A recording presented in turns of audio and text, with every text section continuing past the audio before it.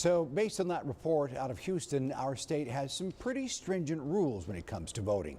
With me to discuss some of the legal questions some voters may have is our own legal expert, Matt Manning. Matt, first of all, thank you for being with us. You know, some voters believe that Governor Abbott may be promoting voter suppression with his new order limiting drop-off boxes to only one in each county. The order is already in the courts, and your thoughts, well, would certainly impact what we're thinking right now. What are your thoughts on it? You know, I do think there is a potential that there will be voter suppression emanating from Governor Abbott's order.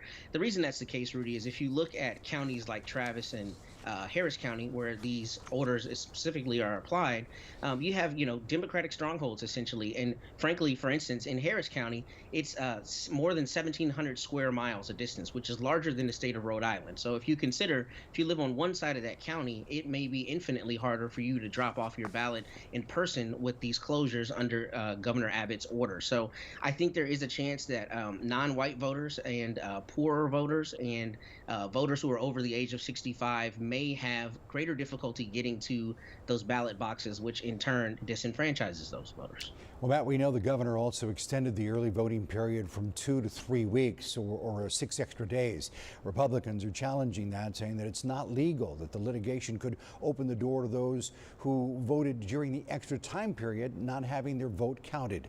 Also, your thoughts on the registration, that we understand that if you waited to vote till today, the last day, or the last few days to register, that you may not be able to vote during the first of the 3-week period. What options would a voter have for that? Well, there's two separate issues there, real quick, Rudy. The first is that my understanding of that lawsuit really comes from a question of executive authority, whether Governor Abbott has the authority to unilaterally or on his own extend the early voting period rather than instituting a special session and having the legislature do it. So that's really the crux of that lawsuit.